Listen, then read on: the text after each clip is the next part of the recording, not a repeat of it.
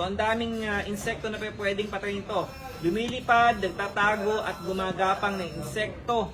Kaya niyang patayin ang ating target multi-insect killer, no? So tumatagal yung kanyang active formula sa isang location up to 3 weeks.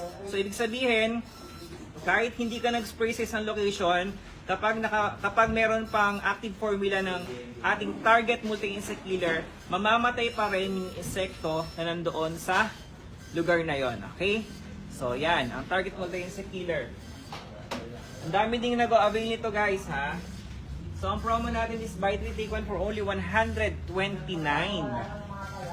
So kikita kayo ng 516 kapag nakabenta kayo ng 4, o di ba?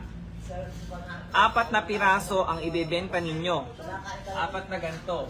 Kikita kayo ng 516. Ilang bahay ang pwede nyong bentahan o pwede nyong maalokan?